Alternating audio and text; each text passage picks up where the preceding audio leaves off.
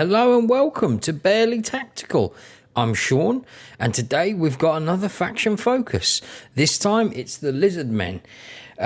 Just a small disclaimer, I'm no expert at Warhammer, so, I might get things wrong, I might miss things out.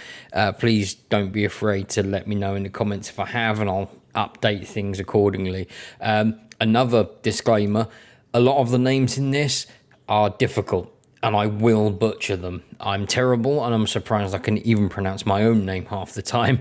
And the final disclaimer is, before I introduce the Lords, we won't be covering Nakai, because he is entirely different from every other Lizard Lord in the fact he is a Horde mechanic. So everything I say pretty much doesn't apply to him. So he will have his own separate video in the near future. So let's crack on. So the first Lord we're having a look at is Lord Masamundi, the Toad Boy himself. He has minus 10 diplomatic relations with most factions, a minus 50% construction cost for Star Chamber buildings, a right cost of minus 30%, Slan Mage Priest capacity +1, and upkeep minus 50% for Temple Guard units in his army. He seems like a very well-rounded Lord from what I can tell. I've not played tons of him. I've played a little bit. The construction cost, right cost, and Slan Mage capacity buffs are going to help out massively in his campaign, because obviously a lot of the rights are quite powerful with the Lizardmen, and they can really help boost your campaign up a bit. And the upkeep on the Temple Guards in his army means he can have a bit of a stronger front line than the average, I would go with, because Temple Guard units are slightly stronger than Saurus's. I don't know if they're really worth the cost most of the time, but hey. Now, on to the next Lizard Scaly Boy. So next on the lineup is Crocgar. Now he comes with upkeep of minus 10% for all units, and that's his only faction effect. The rest of them are all Lord unique. So he has upkeep minus 50% for Saurus and Cold One units in his army, ambush success chance plus 25% in his army, armor plus 20 for Stegodon, Bastillodon, Pterodon, Ripidactyl, Carnosaur, and Dreadsaurians in his army. Leadership plus 10 for Stegodon, Bastillodon, Pterodon, Ripidactyl, Carnosaur, and Dreadsaurians, again, just in his army. And leadership plus 10 in his army. So he's not really spreading many buffs out across his campaign. It's mainly just in his force.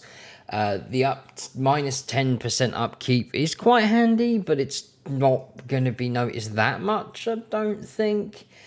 He clearly is more favourable towards the larger units as well, which is quite good for the late game, or mid to late game, I should say, when you want to be aiming for your doom snacks of Stegodons, and maybe if you like Carnosaurs, chucking some of them in.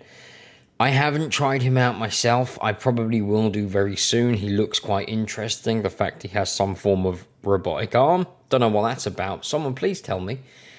And yeah, so I think that's all I can say on Croc Boy. We will move on to the next. Tenoane, I think that's how it's pronounced. Probably not. That's going to be interesting. The large skink boy of the Cult of Sotek. So he can offer sacrifices to Sotek after winning a battle for various buffs. He has an upkeep of plus 200% for Saurus and Temple Guard units until after completing stage 1 of the Prophecy of Sotek.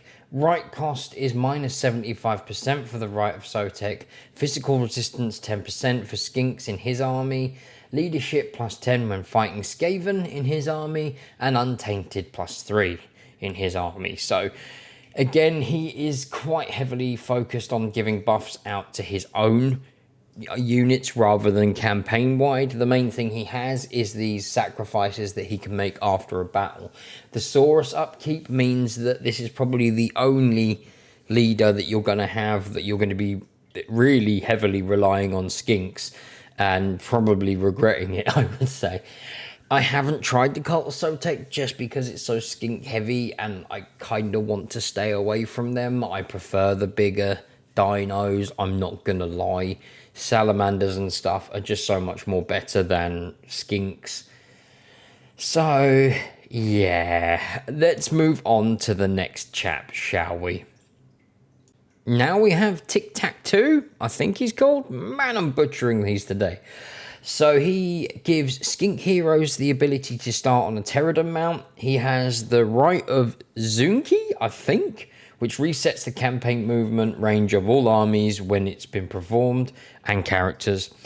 The campaign line of sight is increased by 25%. Pterodons have a unique battle ability. He has a minus 50% upkeep for Pterodon and Ripidactyl units in his army, and 10 plus melee attack in foreign territory in his army. So, a relatively balanced one, I'd say. He's going to be heavily focused on flying units, which is quite good for harassing infantry and that kind of thing. Maybe not so much ranged, because obviously ranged is going to hurt them quite a lot. I don't know how effective he's going to be. Again, you're probably going to go down the route of stacking up Saurus until you can have your Doom stack in the late game. I've never played as this chap. He does look cool with the Ripidactyls and the Pterodons, though, so I might have to give him a go pretty damn soon. Now, the last boy himself. The Great White Lizard, Gore Rock. He comes with the Right of Resilience, which grants unbreakable and defense bonuses to his Saurus units. Starts campaign with Lord Croak, which is damn important. Recruit rank +3 for Saurus Scar veterans. Upkeep minus 20% for Saurus units. Melee defense +5 when in own territory or friendly territory in his army. Physical defense +20% when defending in sieges in his army.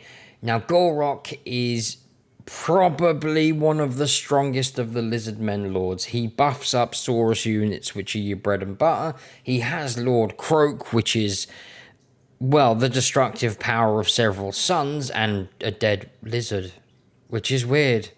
I don't get it. But he's dead, and he's not dead. I don't know. Something. He's really, really fun to play as, and he is the guy who you will be seeing in the campaign on this video, because it just made the most sense to pick him, because I love him. He's a great white wrecking ball, and I love it. Anyway, I think that's all I can say about him. So let's move on. So, the Lizardmen campaign, a general kind of overview. Depending which lord you've picked and where they start, you should find you have a decent amount of resources around you to be able to start setting up trade relatively early on with friendly factions. The economy game with the Lizardmen isn't too bad. It's pretty decent. They have some good buildings that produce a decent amount of gold. You have the Geomantic Web, which we'll cover in a second, which helps boost that. As long as you're not declaring war on everyone around you, you'll be able to set up some strong trade networks as well, so you will be able to bring in a decent amount of gold. Now, as I just mentioned, the Lizardmen do have a unique mechanic for the game, which is the Geomantic Web, which is an unseen network, if you will, which connects all your settlements together. The purpose of this is you can upgrade it to be able to boost up your commandments within your province. So if you're going with the gold one, depending on the level of the Geomantic Web, you will be able to gain more gold per turn. This is generally upgraded by capturing capitals of provinces or having an ally in the capital of the province. It'll start hitting a point where you need to build a pylon, I believe it is, and then a spire, and then something else. I can't remember what it is for the highest strength tier, but the first two strengths are generally just you need to hold it or your ally needs to hold it, and that's it. As for the research in this game, it's a little bit more tricky with the Lizardmen. I don't like it, if I'm honest. You are very, very restricted. It's all dependent on what buildings you have unlocked and what you've got built. So to begin with, you can't research anything at all because it requires you to start building, which isn't too bad, but the first one you're generally going to be able to get skinks, and obviously you kind of don't want skinks in your army, so the buffs on them it's just wasted turns in terms of research, which can be quite irritating. I don't know how much that affects it later on in the game. I haven't played that much of them to be able to say, I've hit end game, because I haven't. We might do that on the Let's Play that we're doing over on Twitch, but we'll see. The main strategy you're going to have for the campaign is just hoarding growth and gold, like most other factions, to hit your higher tier units, to start rolling around with the optimal army, which in this case is a ton of Stegodons and a Slan Mage Priest of Life to keep them alive, and maybe some of the Saurus veteran hero people. I forgot the exact name of them. I've not had enough coffee yet. I apologize. But I think that's pretty much it for the campaign, if I'm entirely honest. I don't think there's a whole much more I can touch on. So we will just have a look at the next little section.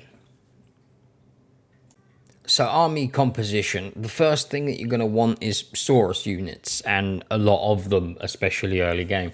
They're going to be your front line, they're going to hold everything off. You might have the odd skink unit in there to just as a ranged troop, mind you, just to add a bit of extra damage. But mainly you're going to want to be running Sauruses. They're going to be the bulk of your front line.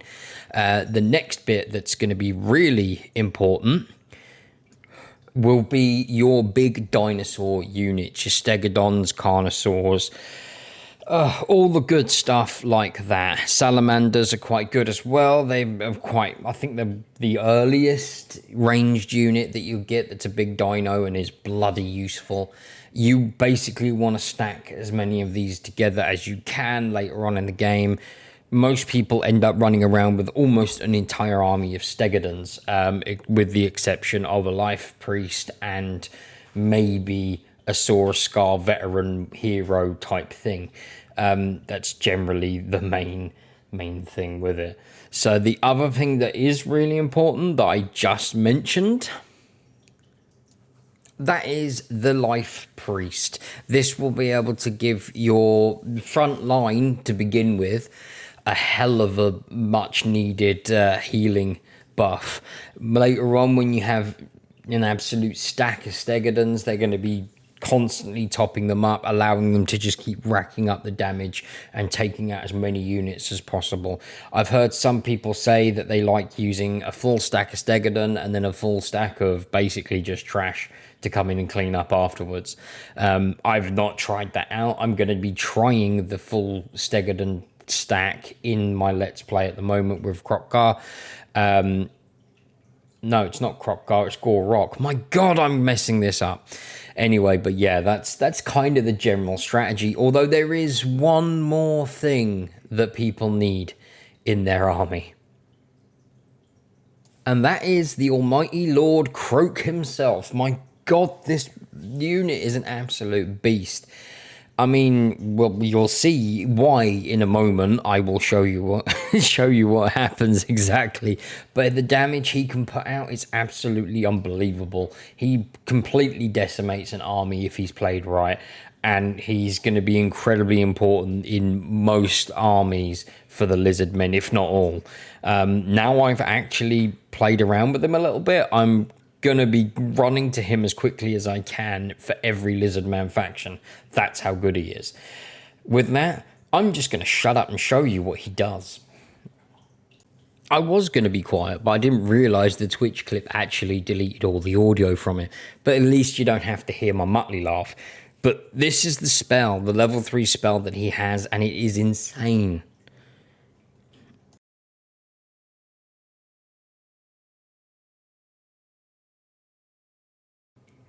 And so a general thought on how you'll play as the Lizardmen. They are incredibly melee focused, especially early on. You can get in some skinks, like I said earlier, for some range damage, but they're not great.